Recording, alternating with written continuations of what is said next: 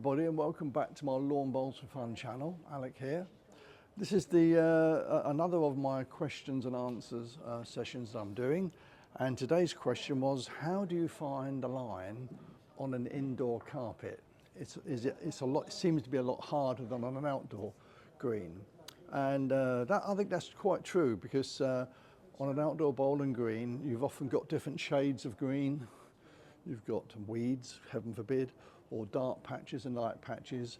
And if you used a method that I use, your aiming point is 2 or 3 meters in front of the mat, then you use one of those dark patches as a guide. You don't get that on a carpet.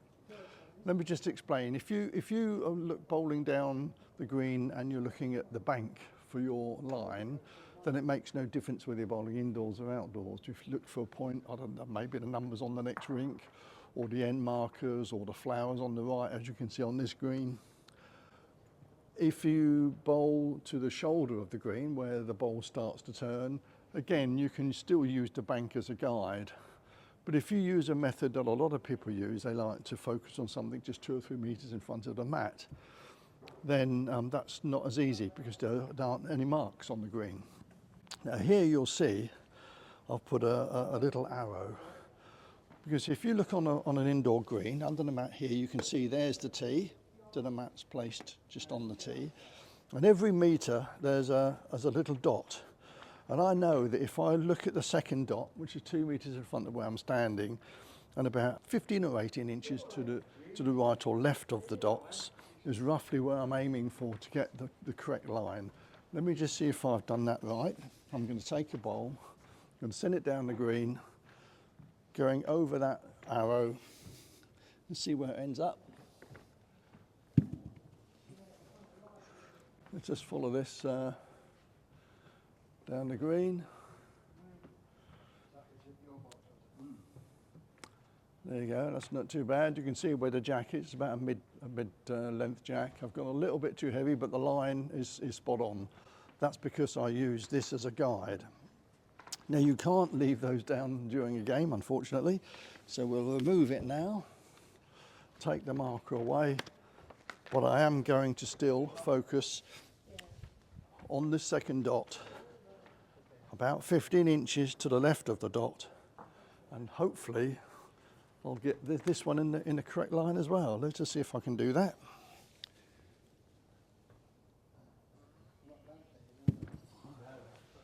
All right. We'll take the camera down in a minute and have a look, see how we got on. Let's just pick up this camera and follow down the green.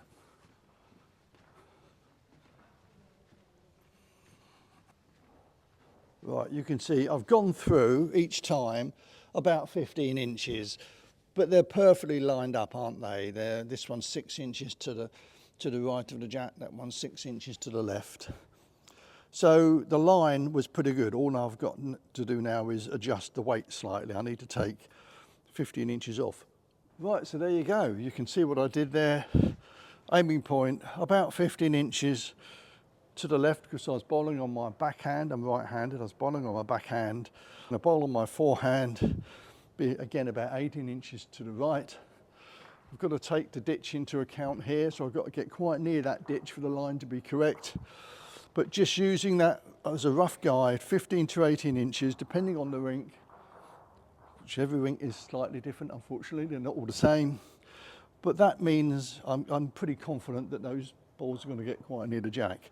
If I was to bowl here, obviously they would go narrow, and if I was to bowl out here, they wouldn't come in enough. About 15 inches is what I'm looking for, and I'm pretty consistent with my line. Weight is another issue, which I won't talk about today. Okay, so I hope you enjoyed that. I hope you found that useful. See you next time.